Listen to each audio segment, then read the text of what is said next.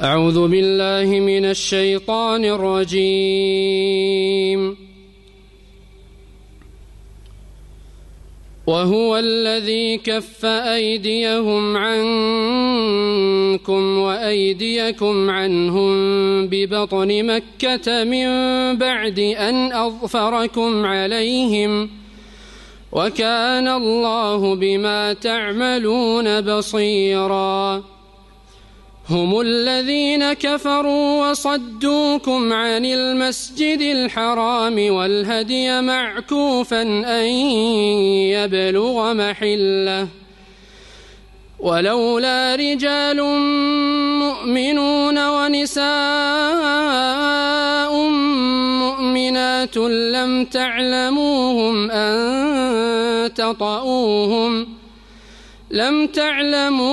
أن تطؤوهم فتصيبكم منهم معرة بغير علم ليدخل الله في رحمته من يشاء.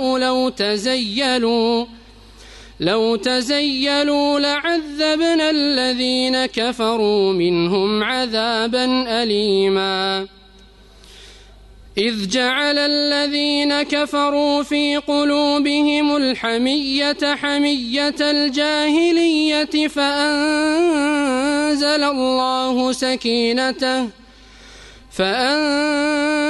الله سكينته على رسوله وعلى المؤمنين وألزمهم كلمة التقوى وكانوا أحق بها وأهلها وكان الله بكل شيء عليما. لقد صدق الله رسوله الرؤيا بالحق لتدخلن المسجد الحرام إن شاء الله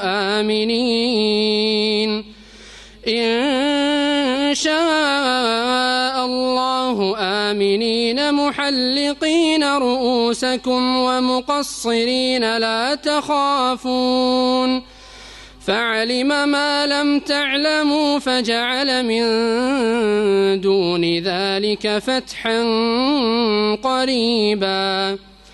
هو الذي أرسل رسوله بالهدى ودين الحق ليظهره على الدين كله وكفى بالله شهيدا.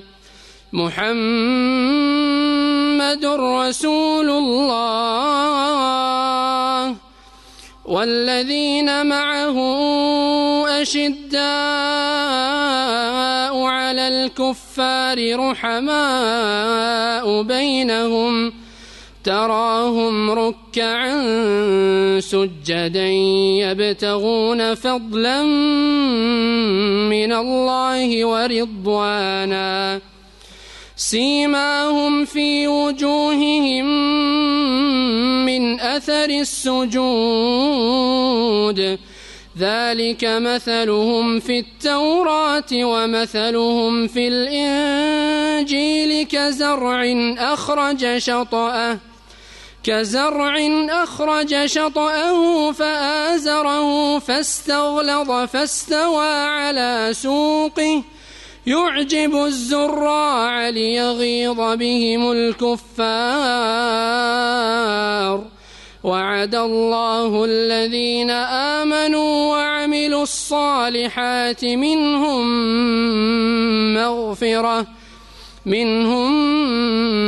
مغفرة وأجرا عظيما.